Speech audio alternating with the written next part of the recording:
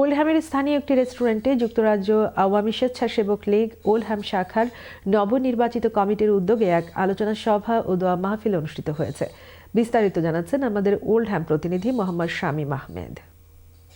যুক্তরাজ্য আওয়ামী স্বেচ্ছাসেবক লীগ ওল্ডহ্যাম শাখার নবনির্বাচিত কমিটির উদ্যোগে এক আলোচনা সভা ও দোয়া মাহফিল অনুষ্ঠিত হয়েছে ওল্ডহ্যামের স্থানীয় এক রেস্টুরেন্টে। মোহাম্মদ ফারুক আহমেদের সভাপতিত্বে ও সাধারণ সম্পাদক মোহাম্মদ জামাল হোসেনের দক্ষ সঞ্চালনায় অনুষ্ঠানের শুরুতেই পবিত্র কুরআন থেকে তেলাওয়াত করেন আব্দুল হক চৌধুরী। অনুষ্ঠানে ভার্চুয়াল মাধ্যমে যুক্ত হয়ে দিক নির্দেশনামূলক বক্তব্য রাখেন যুক্তরাজ্য আওয়ামী লীগের শীর্ষস্থানীয় নেতৃবৃন্দ।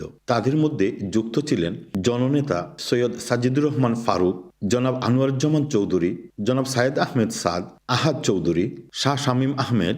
এছাড়াও সবাই উপস্থিত ছিলেন ওল্ডহ্যাম আওয়ামী লীগ, যুবলীগ, স্বেচ্ছাসেবক লীগ ও ছাত্রলীগের স্থানীয় নেতৃবৃন্দ।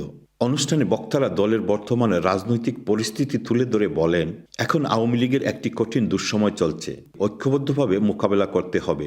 তৃণমূল থেকে প্রবাস সব স্তরের নেতাকর্মীর মাঝে ইস্পাত কঠিন ঐক্য গড়ে তোলার আহ্বান জানান।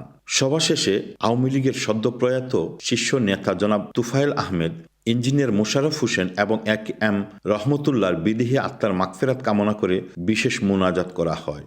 Mohammad Shamim Ahmed, channel S news, Oldham.